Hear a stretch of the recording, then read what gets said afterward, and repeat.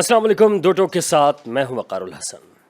शहर कराची के मामलात क्या डिस्कस करते, इस वक्त मुल्की सूरत हाल ही कुछ ऐसी हो गई कि इस वक्त शहर कराची की टूटी फूटी सड़कें या फिर जो बुनियादी मसाइल हैं उससे ज़्यादा जो जगह बना पा रहा है वो है साइफ़र या उसके बाद ऑडियो लीक्स। और ऑडियो लीक्स ने एक के बाद आने के बाद तहलका मचा रखा है। इस वक्त लोग मुंतज़िर हैं कि अब न जाने कौन से सियासतदान इस वक्त बेनकाब हो, कौन से सियासतदान की कौन सी बात जो है वो सामने आए।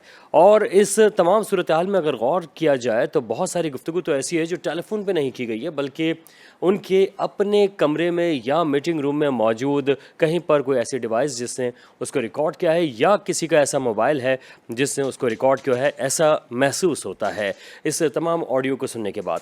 बहरहाल ये अलग बात है कि उसको रिकॉर्ड कैसे किया गया या किसने किया, ये जो एथिकली है बेहतर था नहीं था, क्या मामलात हैं। लेकिन असल चीज़ जो इसके अंदर आने वाला मवाद है या बातें हैं वो ज़्यादा अहमियत रखती हैं। इस वक्त इमरान खान साहब उनकी ऑडियो आने से पहले शहबाज शरीफ साहब की, मरियम नवाज़ साहिबा की आई, और जो हैकर था उसने बड़ी चालाकी के साथ कहा कि अब मज़ीद ऑडियोज़ भी आने वाली हैं। और ग़ालिबन यहीं से इमरान खान साहब ट्रैप हुए। उन्होंने अपने जलसों में कहना शुरू कर दिया कि मज़ीद ऑडियोज़ आने वाली हैं और उसके बाद हमारे पास वो मवाद होगा जो हम बहुत आसानी के साथ इन लोगों को काबू कर लेंगे। लेकिन उसके बाद जब ऑडियोज़ आना शुरू हुई तो वो तो इमरान खान साहब के ख़िलाफ़ थी, बल्कि हर ऑडियो के अंदर इमरान खान साहब कुछ इस तरह की बातें करते हुए सुनाई दिए जिसमें हैकर का कहना यह है कि अब तक जो नून लीग या दीगर लोगों की बातें हैं वो उनके अपने ज़ाती मफादात से मुताल्लिक़ हैं, लेकिन इमरान खान साहब की बातें मुल्क के हवाले से हैं और जो कि बहुत सेंसिटिव हैं। क्या वो मुल्क दुश्मनी की बातें हैं या उससे मुल्क को कोई नुकसान पहुंचता है, या इस तमाम सूरत हाल में इमरान खान साहब की सियासत को कोई नुकसान पहुंचेगा, इस पर भी बात करेंगे। साथ ही साथ इसहाक डार साहब तशरीफ़ लाए, उसके बाद डॉलर जो है कहा गया कि उसको डार ने टक्कर दी और डॉलर नीचे की तरफ जाना शुरू हो गया, 200 से कम की सतह पर ले जाने की उन्होंने बात की है। क्या ताजिर तबका या बिजनेसमैन जो हैं वो उसको समझते हैं कि पायदार अमन और बेहतर तरीके से वो जा रहा है, या फिर ये भी सब वक्ती है और वक्ती तौर पे गिरावट होगी, बाद में दोबारा से डॉलर जो है वो डार साहब से आगे की तरफ निकल जाएगा। और साथ ही साथ फिर जब शहर कराची का हम जिक्र करेंगे तो उसमें जो टूटी फूटी सड़कें हैं वहाँ पर जो अस्तरकारी जिस तरह से की जा रही है, क्या वो मुनासिब तरीका है? पूरे शहर कराची को स्क्रैच कर दिया गया है, खुरच के रख दिया गया है, लेकिन बहुत सुस्त रफ्तारी से वहाँ पर काम जारी है, जिसकी वजह से धूल मट्टी और बीमारियों का खदशा बढ़ता जा रहा है। धूल मट्टी तो इस वक्त अटी पड़ी है और लोग जहाँ से गुजरते हैं वहाँ से गुजरने के बाद उनको अपने ऊपर यकीन नहीं आ पाता कि क्या हम ही थे ये, और उसके बाद जो गाड़ियों का नुकसान हो रहा है वो एक अलग बात है। और इस वक्त जो हमारे पास गेस्ट मौजूद हैं जिन्होंने हमें ज्वाइन किया है, पैनल पे मौजूद हैं, उनका तारुफ कराता चलूँ। इस वक्त हमें ज्वाइन किया है जनाब नदीम मौलवी बाकी साहब ने, तज़ियाकार हैं। जनाब बेहद शुक्रिया कि आप तशरीफ़ लाए। इनके साथ जनाब फौजान खत्री साहब बिज़नेसमैन हैं, फौजान आपका बेहद शुक्रिया। इनके साथ ज़फ़र खान साहब मारूफ तज़ियाकार हैं, वो भी तशरीफ़ लाए हैं। आप तमाम लोगों का बेहद शुक्रिया। और गुफ्तगू का आगाज़ हम करेंगे जनाब नदीम मौलवी बाकी साहब से, और इनसे ही हम जानेंगे कि इस वक्त जो मौजूदा सूरत हाल है, ऑडियो लीक्स सामने आ रही हैं, उस पर उनका क्या तज़िया है। जनाब नदीम साहब फरमाइएगा। देखिए, बहुत सी बातें ऐसी होती हैं जिसे कहते हैं ना कि अगर वो पर्दे में रखी जाती तो अच्छा होता, मगर हालात ऐसे क्रिएट किए गए और ख़ुद सियासतदानों ने ऐसे किए कि अवाम को काफ़ी अरसे तक सियासतदानों में धोखे में रखा और अपने इल्ज़ामात दूसरों पे थोपने लगे, इदारों पे थोपने लगे। इदारों को देखिए, जब इंसान खुद अगर साफ़ सुथरा इंसान होता है ना तो दूसरों पे इल्ज़ामात लगाने से पहले ये सोचता है कि क्या मैं इस काबिल हूँ कि मैं किसी पे इल्ज़ाम लगा रहा हूँ। ठीक है जी। अच्छा, ये देखा गया, ये पिछले 70 सालों में पाकिस्तान को कमज़ोर करने के लिए हमेशा इदारों को कमज़ोर करने की कोशिश की गई है। आप देखिए, किसी भी मुल्क में जिसमें जहाँ पे तरक्की हुई है वहाँ पे इदारे बड़े मजबूत होते हैं।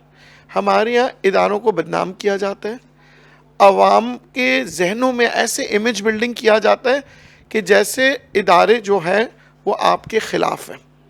अब सियासतदान अगर अपनी कारकर्दगी पे ध्यान दें तो ना इदारों की ज़रूरत पड़ेगी कि वो सियासत में आए, और ना इदारे कभी ज़िंदगी में चाहते थे कि वो सियासत में आए, मगर मजबूरन دیکھیں اگر سبھی سیاستدانوں کی طرح ہو جاتے تو آج یہ ملک ہی نہ ہوتا، کیونکہ ہر شخص اپنی کرسی اپنی مفاد کے لیے آپ ذرا ذہن میں رکھیے، یہ جو سرحدوں پہ جو لوگ جاتے ہیں اپنی جانیں دیتے ہیں، وہ کبھی اپنے بارے میں نہیں سوچتے، ان کا ایک ہی جذبہ ہوتا ہے کہ ملک کے لیے شہید ہونا ہے۔ یہ کہتے ہوئے بڑا آسان لگ رہا ہے، مگر سلام ہے ان ماؤں کو جو ایسے بچے پیدا کرتے ہیں اور جو اپنے بچوں کی شہادت کو ہنستے ہوئے اپنے دل کے غم کو چھپاتے ہوئے سہ لیتے ہیں۔ تو میں یہ سمجھتا ہوں کہ دیکھیں یہ جو لیک ہو رہی ہے اب بہت ہو گیا، اب عوام کو پتہ لگنا چاہیے، امیج بلڈنگ ہو جاتی ہے، یہ سیاستدان تو بڑا ایماندار ہے، بس پر لگا دو تو فرشتہ ہو جائے گا، یہ تو بہت ہی وہ شیطان ہے، یہ تو جہنم کی ادھر سے ہی آ رہا ہے، ہماری امیج بلڈنگ فوراً جلدی ہو جاتی ہے۔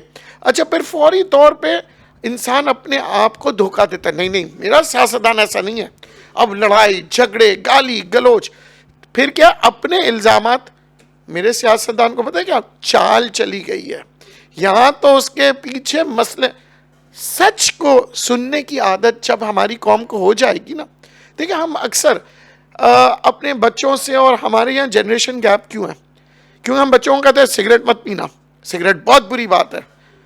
اچھا بچہ کہتا ہے اگر بری بات ہے تو تم خود بھی سگریٹ نہ پیو، مگر ہم کہہ رہے ہوتے نہیں ہماری تو مجبوری ہے، پریشانی ہے، ٹینشن ہے، ہم سگریٹ پی رہے ہیں، یا کیا کریں حالات ایسے ہیں جس کی وجہ سے ہم الزامات کے۔ ایک چھوٹی سی بات اور میں کہوں گا، لیاقت علی خان، انہوں نے اپنا گھر بار سب کچھ دیا نا پاکستان کے لیے، دیا، مجھے یہ بتائیں کون سے ایسا سیاستدان ہے 70 سالوں میں جس نے اپنا ذاتی مکان پاکستان کے لیے دیا، لیاقت علی خان کے علاوہ۔ اچھا اس صورتحال میں جو آپ نے ابھی ذکر کیا کہ اپنے آپ کو سمجھنے کے لیے کہ ہمارا جو سیاستدان ہے وہی صحیح ہے اور اس کے بارے میں ہم زمین و آسمان کے قلابے ملا دیتے ہیں، لیکن ایسے ہی صورتحال صرف یہ پاکستان میں نہیں ہے، ٹرمپ کے حوالے سے آپ دیکھیں، ٹرمپ کے ہارنے پہ شکست پہ ان کی جو حامی تو وہ یقین ہی نہیں کر رہے تھے، انہوں نے تو تہلکہ مچا دیا امریکہ کے اندر، تو یہ صورتحال صرف تیسری دنیا میں مگر دیکھیں وہاں پہ ملک کی معیشت کو سیاستدان نقصان نہیں پہنچا رہے تھے۔ ٹرمپ نے کبھی یہ نہیں کہا کہ میرے ادارے غلط ہے، جب ان کے گھر پہ چھاپا مارا گیا تو سڑکوں پہ لوگ نہیں آئے تھے ٹرمپ کے چاہنے والے کہ جناب ہم مر جائیں گے، ہم سامنے آ جائیں گے، خبردار آپ نے ہمت کیسے کی کہ ہمارے ڈونلڈ ٹرمپ کے گھر پہ اداروں نے چھاپے مارے، ادارے ایک طرفہ نہیں ہے، ایسی کوئی بات سننے میں آئی نہیں آئی، نہ عوام روڈوں پہ آئی ان کی۔ ہمارے یہاں عوام کو استعمال کیا جاتا ہے اور کہتے ہیں تو ان کی محبت ہے جو آ رہے ہیں سامنے، وہ عوام کو لڑوایا جا رہا ہے، اداروں سے خون ریزی ہو جائے کچھ ہو جائے تو یہ کہا جاتا ہے کہ جناب عوام کے ساتھ بڑا ظلم ہوا، عوام کے ساتھ، جبکہ وہ کرنے والے جو ہیں عام طور پہ عوام سیاستدان نہیں ہی ہوتے، ہوتے ہیں۔ جی اور سیاستدان۔ اچھا فوزن، آپ کیونکہ بزنس کو زیادہ دیکھ رہے ہیں، آپ کو کیا لگ رہا ہے کہ جو حالات ہیں وہ کس طرف جا رہے ہیں؟ کیا بہتری آپ کو نظر آ رہی ہے، یا یہ جو آڈیو لیکس کے معاملات اب سامنے آنا شروع ہیں اس کے بھی کچھ اثرات پڑنا شروع ہیں؟ سر دیکھیں بالکل آڈیو لیکس کے اثرات تو ڈیفینیٹلی پڑتے ہیں، سب پہ پڑتے ہیں، اور جہاں تک مطلب سر نے کہا کہ سچ سننے کے لیے نا کوئی ایکسیپٹ ہی نہیں کرتا نا سچ کو، کہ بس جس کا جو ہے، لیکن یہ سلسلہ بھی دیکھیں چلتا رہے گا، کیونکہ لوگوں کی جو ہے نا امید ہوتی ہے، جس کو وہ اپنا مطلب بانی مانتے ہیں، کوئی پولیٹیکل پارٹی جیسے ووٹ دیتے ہیں تو جس نے سپوز کسی بھی پارٹی کو ووٹ دیا تو ڈیفینیٹلی وہ اس کا آؤٹ پٹ بھی ایکسپیکٹ تو کرتا ہے نا، اس کے علاوہ اور کیا امید ہے لوگوں کے پاس؟ روحانی درجہ دے دیتے ہیں باقاعدہ۔ سر چلو وہ بھی دے دیں، دے دو، وہ دیکھو وہ اس کا اور اس کے لیڈر کا مسئلہ ہے، ٹھیک ہے، لیکن اب آڈیو لیک پہ آتے ہیں تو سر ہمارے یہاں پہ دیکھیں نا ابھی آڈیو لیکس بھی کیوں ہو رہی ہیں؟ آئی ٹی کا ہماری فیلڈ جو ہے کہاں پر ہے؟ ویسے انڈیا ہم لوگوں سے آگے ہے، بلاک چین ایک ٹیکنالوجی ہے، اس کو یہاں پہ آنے نہیں دیا جا رہا، یہ وائرل ہونا، لیکس وغیرہ ان کو پکڑنا کوئی بڑی بات نہیں ہے، اگر کسی انٹیلیجنٹ بچے کو آپ یونیورسٹی سے اٹھا کے پکڑنا، وہ آپ کو 2 منٹ میں سارا قریت کے دے گا، تو آپ کو اچھا کیا؟ ویسے کمیٹی کا ایک اجلاس بھی ہوا ہے رانا ثناء اللہ کی صدارت میں، وہ اس تمام صورتحال کی تحقیقات بھی کر رہے ہیں۔ سر وہ بس گھر کی بات ہے نا، آپس میں نمٹا لیں گے، آپس میں نمٹا لیں گے، ٹھیک ہے گھر کی جناب۔ بات ہے، آپس میں نمٹا جناب لیں گے۔ ظفر صاحب، کیا سمجھتے ہیں سر آڈیو لیکس کے حوالے سے بھی، جیسے کہ کہا ندیم صاحب نے بھی ذکر کیا کہ عام طور پہ سیاستدان جو ہے وہ عوام کو ہی بنا رہے ہوتے ہیں، لیکن جب ان کی حقیقتیں بعض سیاستدانوں کے سامنے آتی ہیں تو عوام یقین بھی نہیں کرتی ہے، وہ کہتے ہیں نہیں ہمارا سیاستدان بالکل صحیح ہے, یہ چال چلی جا رہی ہے اس کے خلاف. کیا کچھ ایسے ہی ہے؟ بسم اللہ الرحمن الرحیم. بہت شکریہ. دیکھیے میں تو آپ سے سوال کروں گا کہ ان سیاستدانوں کو بناتا کون ہے؟ ذوالفقار علی بھٹو سے لے کر اور نواز شریف تک اور نواز شریف سے لے کے عمران خان تک کس نے بنایا ان کو؟ کس کے یہ لاڈلے تھے؟ کس کے یہ چہیتے تھے؟ کس نے ان کو جو ہے پروموٹ کیا؟ یعنی یہ تو اب یہ ہے کہ یہ ساری چیزیں اب جو ہے سوشل میڈیا کی وجہ سے اب یہ ساری چیزیں اوپن ہونا شروع ہو گئی ہیں. اور یہ جو آڈیو لیکس کا جو معاملہ ہے یہ ملک کے لیے خطرناک ہے. کل شاید پرائم منسٹر ہی غالباً کہہ رہے تھے کہ مجھ سے دوست ممالک کے جو ہے وہ کچھ وہاں کے ذمہ دار جب وہ پرائم منسٹر ہاؤس میں ملاقات کر رہے تھے انہوں نے کہا کہ آپ سے کچھ بات کرنی ہے, ذرا سائیڈ میں آ کر بات سن لیں. تو یعنی اب پرائم منسٹر ہاؤس کے اندر بھی اگر جو ہے وہ دوسرے ممالک کے سفیر یا وزیر یا جو بھی ان کے ذمہ داران ہیں وہ آپ بات تک نہیں کریں گے کہ صاحب یہاں تو جو ہے کوئی چیز جو ہے گفتگو جو ہے وہ سیکیور نہیں ہے. ہاں بالکل یہ ہاں دیکھیں پورے ملک پوری دنیا کے اندر یہ سارے سلسلے ہو رہے ہوتے ہیں, لیکن یہ ایک ایسی چیز ہوتی ہے کہ اس کو ایک یعنی اس طرح سے اوپن ہر چیز نہیں کی جا رہی ہوتی.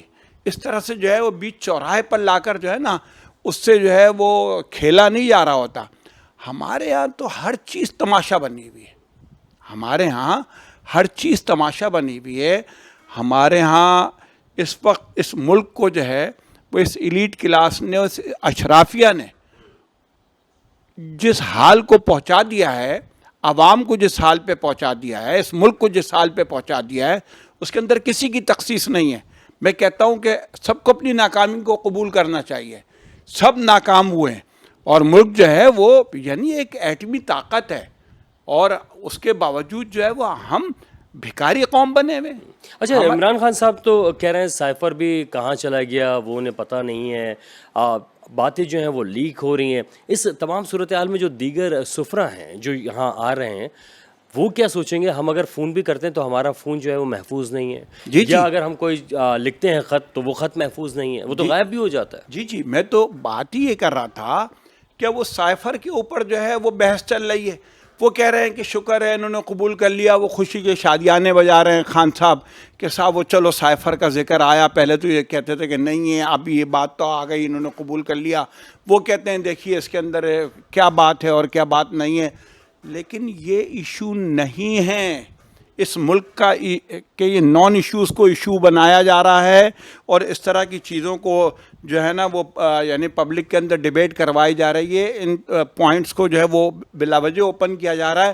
جو اس ملک کے مسائل ہیں, جو معاشی صورتحال ہے, جو اقتصادی صورتحال ہے, جو سیاسی صورتحال ہے, جو یہاں کے امن و امان کی صورتحال ہے, اور عوام جس کرب سے گزر رہے ہیں اس سیلاب کے بعد, اس سیلاب کے اندر کیا ہوا؟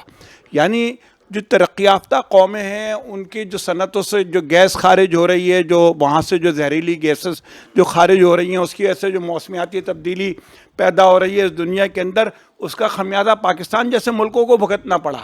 لیکن ہم IMF کے چنگل میں ایسے پھنسے ہوئے ہیں کہ ہمیں وہ کوئی رعایت دینے کے لیے تیار نہیں ہے.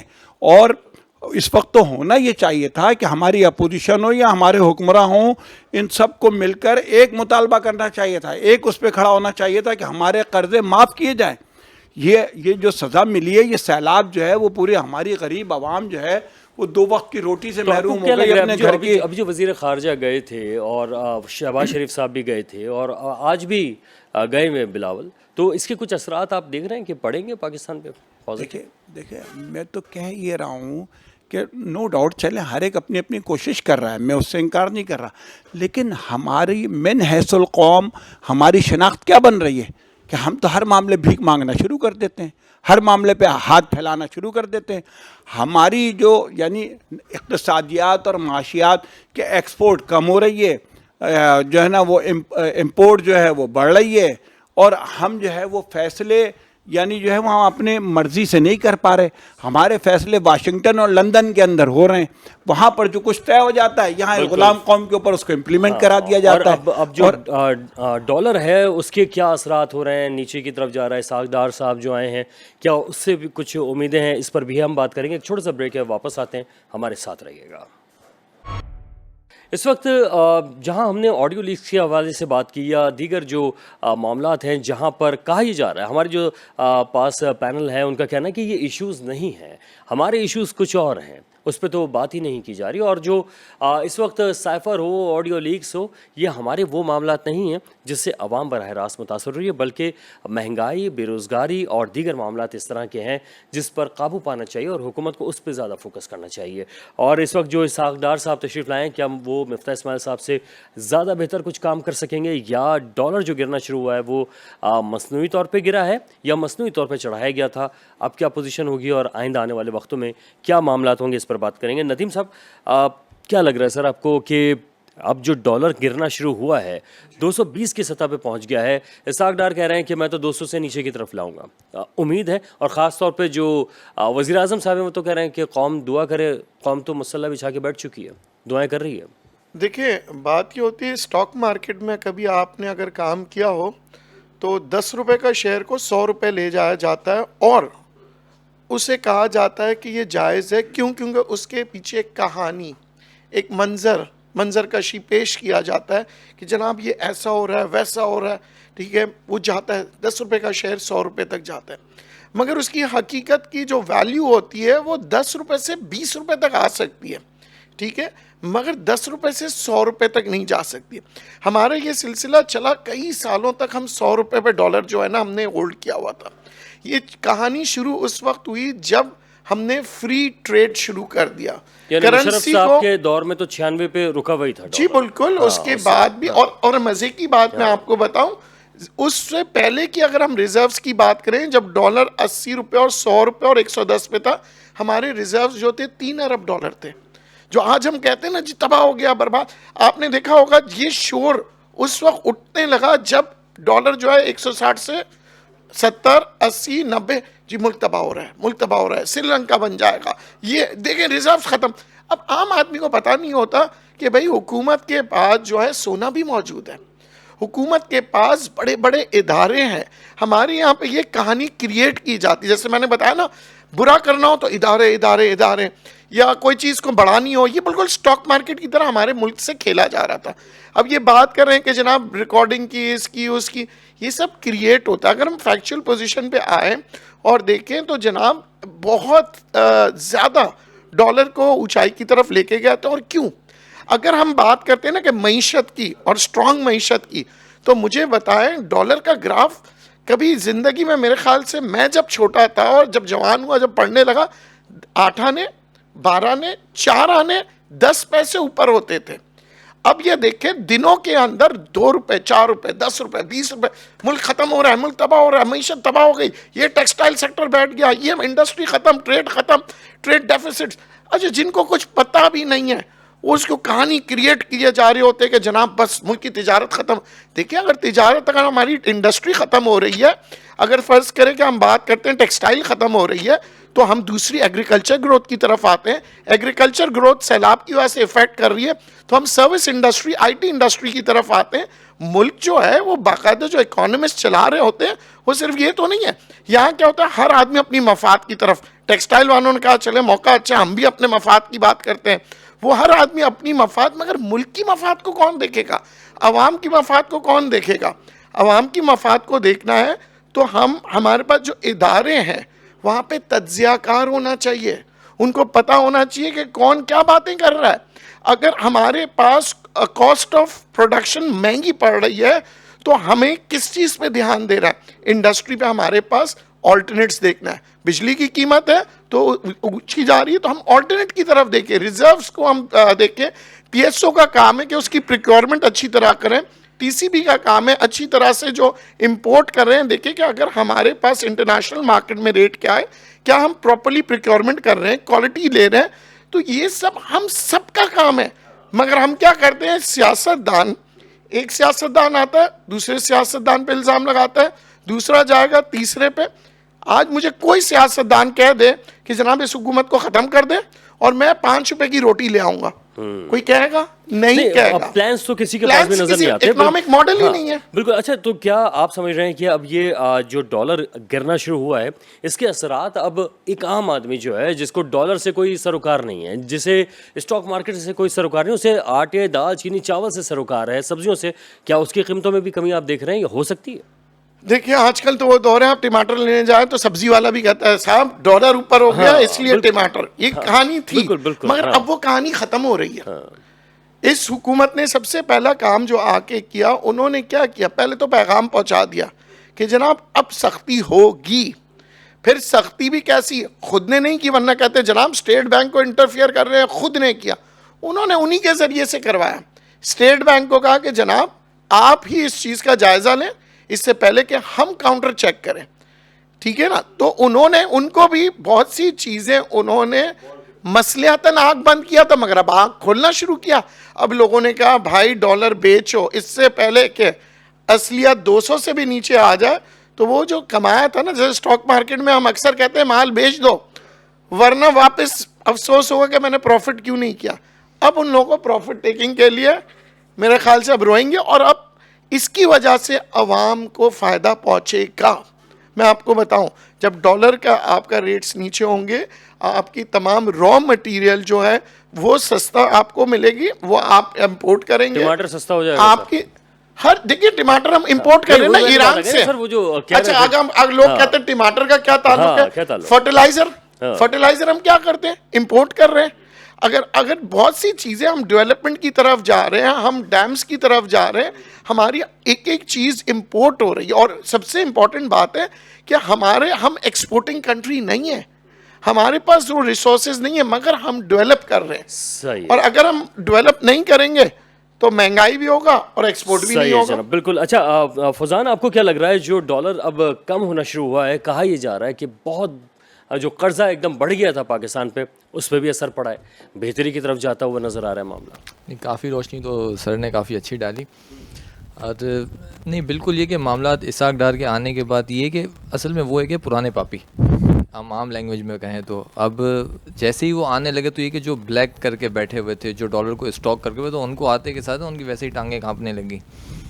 تو اس وجہ سے کہ مارکیٹ پہ امپیکٹ یہ پڑا, پلس یہ کہ آنے کے ساتھ ان کی اپنی ایک جو پورا ایک طریقہ کار ہے کام کرنے کا, ان کا ایک سیٹ اپ بھی ہے, پرانے ہیں. لیکن مفتاح اسماعیل صاحب تھے, وہ درویش بندے تھے, ان کو تو مطلب جو ہے اصل میں ان کو ووٹ دیکھے نہیں لینے تھے. وہ تو کلیئر کٹ آ کے جو ہے نا میڈیا پہ ہی بتا دیتے کہ یار ڈالر تو مجھے سمجھ میں نہیں آ رہا, وہ تو 200 سے نیچے ہونا چاہیے, لیکن 200 سے اوپر کیسے بڑھ رہا ہے ڈالر مجھے نہیں پتا. یہ مطلب ان کی بالکل اس طرح کی ان کی لینگویج ہوتی تھی نا کہ مطلب پولیٹیکل بندہ ایسی باتیں نہیں کرتا, پولیٹیکل بندہ پتہ نہیں کہاں گھما دیتا ہے. اب ڈار صاحب ہیں, لیکن اللہ کرے کہ وقتی طور پہ نہ ہو, لیکن یہ کہ اس ملک میں کوئی چیز میں نے تو کبھی نیچے اترتے ہوئے دیکھی نہیں ہے. ڈالر چلیں وقتی طور پہ آ جائے نیچے, کم سے کم عوام کو کچھ تو بینیفٹس ہوں, کچھ جو ہماری امپورٹ ہو رہی ہے وہ تو سستی ہو. اور جو کہا جا رہا تھا کہ پیٹرول اور ڈالر تقریباً مکس کر دیا جائے گا کہ جتنا ڈالر ہوگا اتنا ہی پیٹرول پر لیٹر ہوگا, کیا یہ بھی کوئی فارمولا ہو سکتا ہے؟ یا اگر تھوڑا سا اس کے اگر بیک گراؤنڈ میں جاتے ہیں, ہمارے ملک کے جو ریزروس وغیرہ ہیں پیٹرول کے علاوہ اور کس چیز پہ چل رہی ہے, ایک یہ پیٹرول والی کہانی ہے. پیٹرول کے علاوہ آج سے اگر ہم 10 سال 20 سال پیچھے جائیں, یہ پیٹرول بیچنے کی تو ایک لابی ہے. پیٹرول کبھی بھی, یہ بات لکھ لیں, پیٹرول کبھی بھی نیچے نہیں آ سکتا. آج سے ہم 20 سال پیچھے چلے ہیں, بائکیں کتنی تھیں, بائکس میرے خیال سے شاز و ناظر کسی کے گھر پہ ہوتی تھی, وہ چوہا ٹینکی 70 سے کہتے تھے, وہ بھی آتی تھی تو محلے کے سارے بچے آ جاتے تھے جمع ہونے کے لیے. تو اس کے بعد یہ ایک پلاننگ لائی گئی کہ بھائی ہمیں پیٹرول کی کنزپشن کو بڑھانا ہے, ٹھیک ہے. اب اس ٹائم پہ جو پیٹرول کی کنزپشن تھی, دیکھیں شوز کے اندر مفت میں بائکیں بانٹی جا رہی ہیں, ٹھیک ہے. میں نے 2007 یا 8 کے اندر 45,000 روپیز کی بائک لی تھی, ٹھیک ہے, بالکل 0 میٹر بائک 45,000 روپیز کی. آج اس بائک کی قیمت 2007 اور آج 2022 ہے, ٹھیک ہے. آپ مہنگائی کے حساب سے سر آپ اضافہ لگا لیں 85,000 روپیز کی آج, اب بتائیں کیا جتنی مہنگائی بڑھی ہے, جتنے ڈالر کے ریٹ بڑھے ہیں, جتنے لوہے کے ریٹ بڑھے ہیں, تو یہ پیٹرول کبھی بھی نیچے نہیں آ سکتا. لیکن جو ہے اس کے پیچھے تو ایک بہت بڑی لابی ہے, بہت بڑی لابی ہے اس کے پیچھے. تو اب آپ کو کچھ امید ہے کہ کچھ کاروباری معاملات یہ کہ بہتر ہونے کی طرف بالکل آئے ہیں ڈیفینیٹلی. اب ڈالر نیچے آئے گا, اس پہ ریلیکسیشن سب کو ملتی ہے. جب ٹرانزیکشن بزنس مین کی بڑھتی ہے تو یہ کہ لوگوں کو روزگار بھی ملتا ہے, ساری چیزیں نیچے آتی ہیں, تو بہتری کی امید ہے. ظفر صاحب آپ کو کیا لگ رہا ہے, ڈالر جو ہے وہ مصنوعی طور پہ تو سر نیچے نہیں جا رہا نا, یعنی جنہوں نے مصنوعی طور پہ بڑھایا تھا اب وہ اپنی اصل قیمت کی طرف جا رہا ہے؟ معذرت کے ساتھ میں تو یہ کہنا چاہوں گا کہ وہ جو ایک محاورہ کہتے تھے نا کہ یہ تو 2 ٹکے کا بھی آدمی نہیں ہے, اس وقت اب ہمارا روپیہ جو ہے نا وہ 1 ٹکے کے برابر بھی نہیں رہا. یعنی ہم جو ہے وہ اس پورے ریجن کے اندر, اس خطے کے اندر ہماری جو ہے وہ یعنی جو معیشت ہے اور ہماری جو اقتصادیات ہے اور یہ سب کچھ سیاست کی وجہ سے کہ رات دن ہماری ہر گھنٹے سیاست چل رہی ہوتی ہے اور سب کے سب اسی میں انوالو ہوتے ہیں کہ صاحب یہ ضمنی کرا دو, یہ ریزائن کرا دو, اس کو جو ہے وہ بٹھا دو, اس کو اٹھا دو, اس کو گھر بھیج دو, اس کو لگا دو, اور سب کی پوری توجہ صرف اس پر ہوتی ہے. اور جن چیزوں پر ہونی چاہیے کہ وہ اس بنیاد کے اوپر یعنی, اور اس میں عوام کا بھی قصور ہے نا کہ یعنی وہ فیصلہ یہ کریں کہ صاحب جس کی وجہ سے انہیں کوئی ریلیف ملے. یعنی اب ڈالر اوپر جا رہا ہے یا نیچے جا رہا ہے, مجھے تو اب تک عوام کو کوئی ریلیف ملتا ہوا نظر نہیں آیا, اور نہ مستقبل قریب میں کوئی ایسا بڑا امکان نظر آ رہا ہے. یہ سب جو ہے فرضی کہانیاں ہیں, یہ باتیں ہیں. دیکھیں پیٹرول کی قیمت عالمی مارکیٹ کے اندر کم ہوئی, ہمارے یہاں بڑھائی گئی. خوردنی تیل جو کھانے کا جو پکانے کا جو تیل ہے اس کی عالمی مارکیٹ میں قیمتیں کم ہوئی, ہمارے یہاں جو ہے وہ بڑھ گئیں. تو اس کا مطلب یہ بھی تو کہیں مصنوعی طور پہ نہیں بڑھائی جا رہی کہ الیکشن سے پہلے اس کو کم کیا جائے, تھوڑا سا عوام کو لگے کہ ریلیف ملا ہے, کہ یہ تو معاملات نہیں ہے سر. تو بالکل یہ آپ صحیح طرف نشاندہی کر رہے ہیں نا. یعنی یہ تو صرف یہ ہے کہ یہ اب الیکشن کا سال ہے, الیکشن قریب ہے, ہر ایک اپنے اس کے حوالے سے تیاری کر رہا ہے. اسی کے لیے جو ہے وہ ایسا لگتا ہے اب یعنی نون کی طرف سے بھی ایسا لگتا ہے کہ جیسے مفتاح اسماعیل جو ہے وہ نون کے وزیر خزانہ نہیں تھے, وہ ایم کیو ایم کے وزیر خزانہ تھے, ایسا لگتا ہے. اور اب اسحاق ڈار جو آئے ہیں تو وہ مرد آئین ہیں, اور وہ جو تھا وہ تو مرد بیمار تھا. تو آپ نے لگایا کیوں تھا, کس نے لگایا تھا, آپ نے لگایا تھا یا کسی اور کے کہنے پہ آپ نے لگا دیا تھا؟ شیورٹیز چاہیے تھی اسحاق ڈار کے آنے تک, وہ شیورٹی کے بعد ہی آیا. بالکل. اچھا معاملہ پھر کیا ہو رہا ہے کہ ہمارے پرائم منسٹر صاحب, ہمارے وزیر خزانہ صاحب وہ یہ کہہ رہے ہیں کہ ہمیں تو چھینک مارنے کے لیے بھی آئی ایم ایف سے اجازت لینی پڑتی ہے. اسٹیٹ بینک ہم اپنا گروی رکھ چکے, ہم اپنی اقتصادی اور معاشی جو پالیسی وہ سب کی سب ہم وہاں گروی رکھ چکے. ہم ان سے پوچھے بغیر نہ کسی چیز کی قیمت کم کر سکتے ہیں, نہ کسی چیز کے اوپر سبسڈی جو ہے وہ بڑھا سکتے ہیں, نہ گھٹا سکتے ہیں. ہم تو اتنے محتاج اور مجبور ہیں. اور ہماری تو صرف پالیسی, وہی میں بات کر رہا ہوں نا کہ ہمیں تو وہاں وہ غریب کی جو ہے وہ جھوپڑی بھی تباہ و برباد ہو گئی سیلاب کے اندر, اور یہاں جو ہے وہ بہت سارے لوگوں کے بارے نہیں آ رہے ہو سر. گئے. وہ تو کہہ رہے ہیں شہباز شریف صاحب تو کہہ رہے ہیں کہ مسلح بچھا لیں, آپ دعائیں کریں کہ 150 پہ آ جائے. تو سر کیا پوری قوم تو دعاؤں میں لگ گئی ہے, لیکن کیا صرف ڈالر کو کم کرنا ہے یا اشیاء خورونوش کو کم کرنا ہے؟ بلا شبہ بات میں یہی کہہ رہا ہوں کہ عوام کو اس سے یعنی وہ ڈالر کو اتنے اوپر لے جایا گیا کہ اس کے ذریعے سے جن لوگوں نے کمانا تھا, غریب آدمی کے پاس ڈالر بھی نہیں ہوتا, ڈالر اکاؤنٹ بھی نہیں ہوتا اس کے پاس. وہ تو اسی روپے کی بنیاد کے اوپر جو ہے وہ مہنگی سے مہنگی آٹا, چینی, چاول, روز مرہ کی جو استعمال کی اشیاء ہیں, یعنی اس کا بجٹ دگنے سے بھی زیادہ ہو گیا. کیا کھائے, کیا کھلائے اپنے بچوں کو, کیا جو ہے وہ پہنائے اپنے بچوں کو, تعلیم اور صحت کہاں سے دے اپنے بچوں کو. خودکشیاں بڑھ گئیں, خودکشیاں بڑھ گئیں, بیماریاں بڑھ گئیں. اس شہر کراچی کے اندر ڈینگی جو ہے وہ قابو سے باہر ہوا ہے, کوئی کہنے پوچھنے والا نہیں ہے. دوائیں شارٹ ہو گئیں, دوائیں مہنگی ہو گئیں, اسپتالوں کے اندر آپ چلے جائیں تو تل دھرنے کی جگہ نہیں, یہ صورتحال بنی ہوئی ہے. اور جو ہے وہ جو آپ میڈیا پہ جائیں, آپ ویسے جائیں تو صرف وہ سیاست کھیل ہو رہا ہے, وہی کھیل تماشا چل رہا ہے, جس سے عوام کے اوپر کوئی یعنی کوئی ریلیف نہیں ملنا, عوام کو کوئی ریلیکس نہیں ملنا, عوام کی پرواہ کسی کو نہیں ہے. اسی اس کے اوپر ہے کہ اچھا. اور جس الیکشن کی ضرورت ہے کہ صاحب یہ بلدیاتی الیکشن, اس شہر کراچی کے انفراسٹرکچر کی آپ بات کر رہے ہیں, آپ نے پوائنٹ لکھا ہوا ہے, یعنی تباہ ہے, برباد ہے. جو بہتر روڈیں تھیں ان کو جو ہے وہ اسکریچ کر دیا گیا, بالکل وہاں بھی جو ہے وہ برا حال کر دیا برا حال ہو گیا. بلکہ یہ سر یہ اس پہ جو ہے ہم ایک بریک کے بعد بات کریں گے, اور خاص طور پہ یہ جو ابھی آپ نے کہا کہ ایک آدمی جو ہے, ایک عام آدمی جو ہے بیمار پڑ گیا ہے. اگر آپ شہر کراچی میں دیکھیں تو میڈیکل اسٹورز بنتے چلے جا رہے ہیں, ہسپتال بنتے چلے جا رہے ہیں اور آباد بھی ہوتے چلے جا رہے ہیں. اس کی وجوہات کیا ہیں؟ کیا یہ ڈسٹ, مٹی, دھول اور کیا صحت کی جو سہولیات ہیں اس کا فقدان ہے؟ پینے کا صاف پانی نہیں ہے. شہر کراچی کے لوگ بنیادی ضروریات سے بھی محروم ہیں. چھوٹا سا بریک ہے, بریک کے بعد واپس آئیں گے, کنٹینیو کریں گے, ہمارے ساتھ رہے گا. Welcome back. اس وقت شہر کراچی جو اس وقت پاکستان کا نہ صرف سب سے بڑا شہر ہے بلکہ اس شہر کے بارے میں کہا جاتا ہے کہ یہ کئی ممالک کی آبادی سے بھی زیادہ بڑا ہے, کیونکہ تقریباً لگ بھگ 3.5 سے 4 کروڑ کی آبادی کے مطابق کہا جاتا ہے کہ یہاں پر لوگ رہتے ہیں. وہ الگ بات ہے کہ مردم شماری کے اندر ان کا شمار نہیں ہوتا بہت سارے لوگوں کا, لیکن اس وقت آبادی بہت زیادہ تیزی سے بڑھی ہے اور شہر کراچی میں اس وقت جو مسائل ہیں وہ بھی بڑھے ہیں.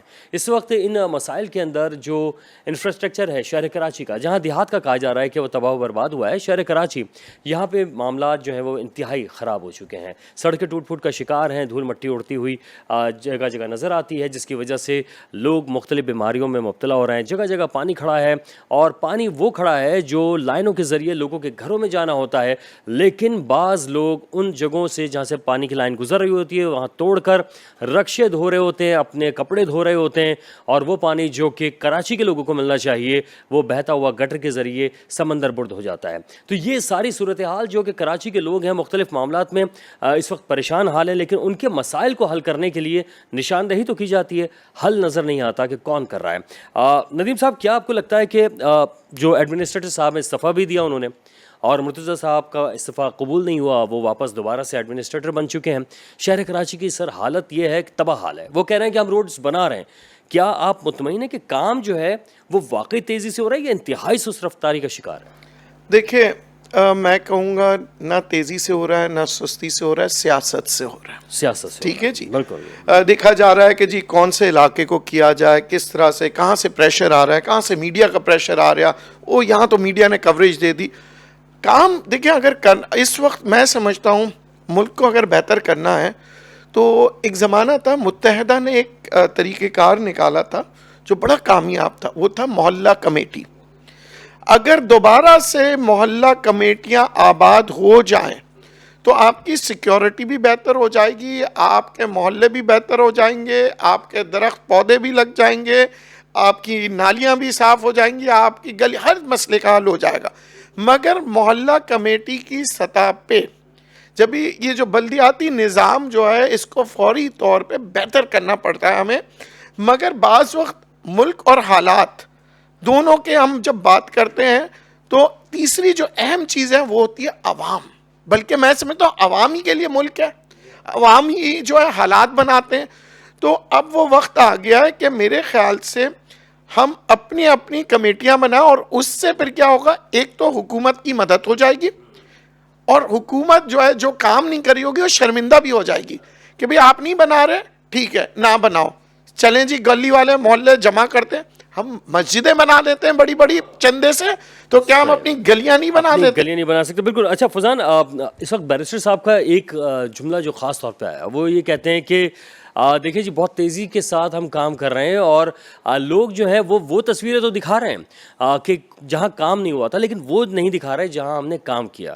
تو جو تصویریں دکھائی جا رہی ہیں وہ انہی کی حکومت کے دور کی ہی دکھائی جا رہی ہیں, لیکن وہ اس پہ بھی اعتراض کر رہے ہیں. نہیں بالکل سر, کام ہوا ہے اتنا بہترین اور بہت تیزی کے ساتھ کام ہو رہا ہے. کہیں بالکل پلین روڈ جا رہی ہوتی ہیں, ٹھیک ہے, اس کے بیچ میں کرش پڑا ہوا ہوتا ہے اور وہاں پہ لائٹ بھی نہیں ہوتی. ایک بائک والا تیزی کے ساتھ آتا ہے اور وہ سیدھا جنت میں جاتا ہے, سیدھا کوئی شہادت کی موت مر گیا سیدھا. اس سے زیادہ اور تیزی کیا چاہیے؟ یہ اتنی تیزی کے ساتھ کام ہو رہا ہے. اب اس کو دنیا کے مسئلے مسائل سے بھی وہ ہٹ گیا, کہاں کراچی کی ٹوٹی پھوٹی سڑکوں پہ وہ پھرتا رہے گا. بس یار کراچی کو شاید کوئی کراچی کو اپنانے والا مل جائے, جس کا دل کرتا ہے کراچی میں آتا ہے. یہ اس کے پیچھے بھی ہے نا ایک اللہ جانے کون سی ایک لابی ہے, کیا ہے. اور اب میں آج پہلے بھی میں نے یہی کہا, ابھی پھر سے یہی کہہ رہا ہوں, جب پاکستان بنا تھا اس کے بعد کراچی کا شمار ایک پوری دنیا کی جو ہے نا دنیا کی ٹاپ 10 تجارتی مراکز میں سے کیا جاتا تیسرے نمبر پہ آتا تھا. بالکل صحیح ٹھیک ہے. تو پاکستان اب ایسا اس میں آ کے پتہ نہیں کون سے ایسے گدھ بیٹھ گئے جو آ کے اس نے تباہ کر دیا. پورٹ ہمارے پاس ہے, اتنا پورے سب سے زیادہ ٹیکس یہ دیتا ہے, ٹھیک ہے, بزنس ہب ہے یہاں پہ, ہر طبقہ ہر زبان بولنے والا یہاں پہ موجود ہے, لیکن اس کے ساتھ ہی زیادتیاں ہوتی ہیں. اس کے ساتھ بالکل صحیح بات ہے. اچھا جیسے کہ ظفر صاحب انہوں نے بھی کہا تو ٹاپ 10 میں جو شمار ہوتا تھا تو 1947 کے بعد جب مہاجرین بڑی تعداد میں آئے اور انہوں نے اپنا سرمایہ کاری جو یہاں پہ کی ہے اور اس کے علاوہ پیسہ لگا دیا, پڑھے لکھے لوگ یہاں پر جب آتے رہے, تو اس کے بعد جو شہر کراچی ہے وہ تیزی سے ترقی کرتے ہوئے تیسرے نمبر پہ پہنچ چکا تھا.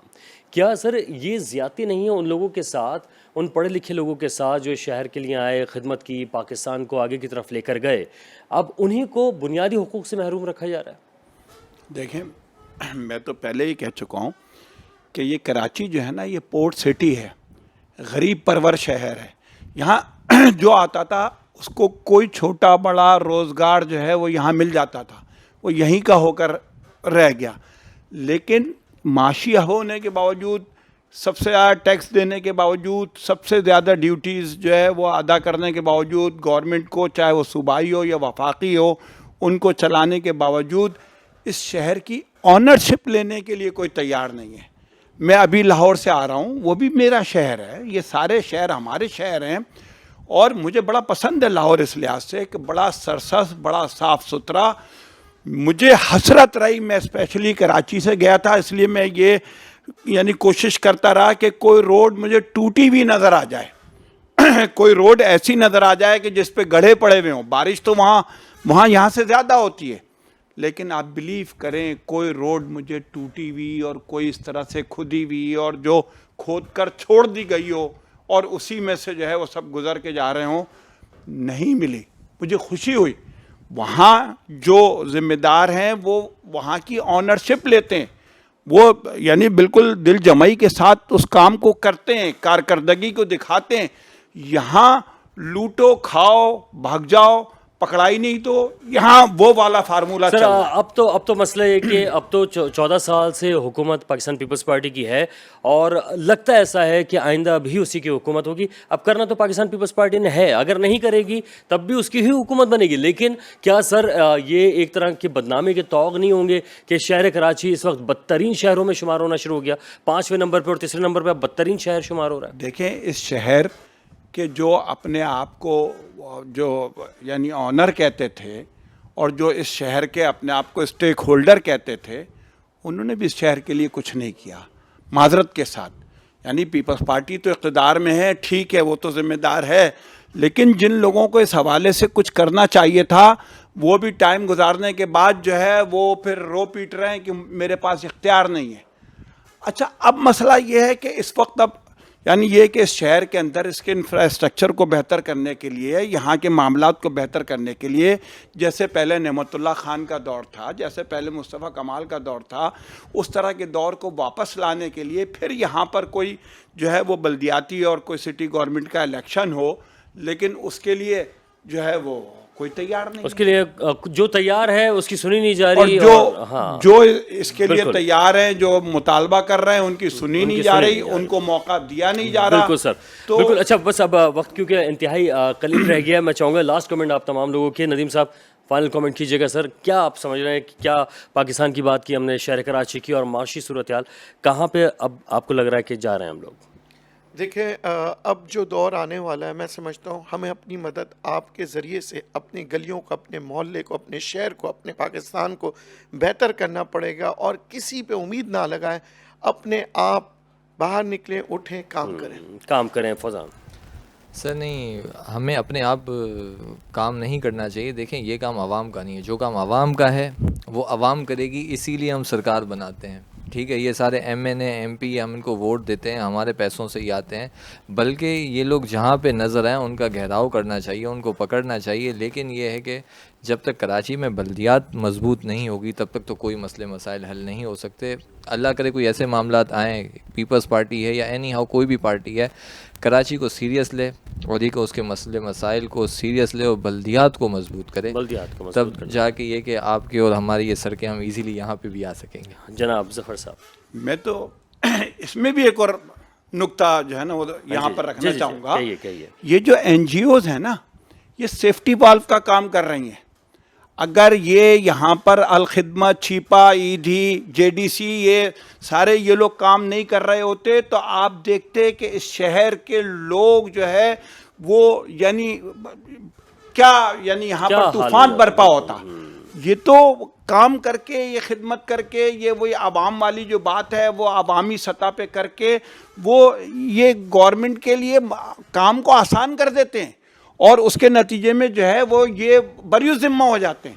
اس لیے میں تو یہ کہتا ہوں کہ فوری طور پر اس شہر کا جو الیکشن ہے سٹی گورنمنٹ کا وہ ہونا چاہیے تاکہ آنرشپ اس شہر کو ملے اور جو ہے وہ کام اور کارکردگی دکھائیں.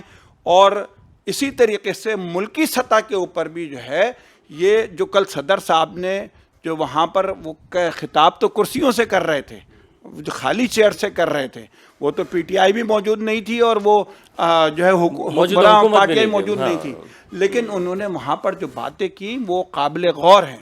اس میں انہوں نے یہ کہا کہ صاحب آپ بیٹھیے اور بیٹھ کر اس حوالے سے طے کیجئے جب تک یہاں کا سیاسی مسئلہ حل نہیں ہوگا، یہاں کے معاشی اور اقتصادی معاملات نہیں سیٹل ہوں گے، نہیں بہتری آئے گی.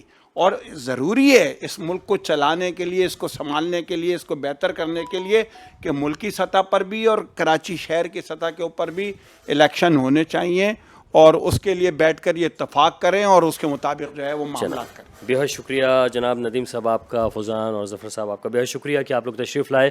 اور جیسے کہ اس وقت شہر کراچی میں کام جاری ہے اور بیرسٹر صاحب کا کہنا ہے کہ پرانی تصویریں ضرور دکھائی جا رہی ہیں، نئی جو بننے والی ڈیولپمنٹ ہے اس کو نہیں دکھایا جا رہا. تو جناب 14 سال سے تو آپ کی ہی حکومت تھی، اگر آپ اپنی حکومت کی بات کر رہے ہیں یعنی کہ آپ جب سے ایڈمنسٹریٹر بنے ہیں تو ایک الگ بات ہے، لیکن اب جو روڈز بنائی جا رہی ہیں شہر کراچی کے اندر بننے والی روڈز کی خاص بات یہ ہے کہ بیچ میں کہیں پہ بھی اچانک اسپیڈ بریکر آ جاتا ہے اور کہیں پہ بھی اچانک مین ہول آ جاتا ہے اور کہیں پہ بھی کٹ آ جاتا ہے، لوگ رانگ سائڈ سے آ رہے ہیں جا رہے ہیں، حادثات بڑھتے جا رہے ہیں. تو ایسی پلاننگ کے ساتھ اب آپ کام کیجئے جہاں پر حادثات بھی نہ ہوں.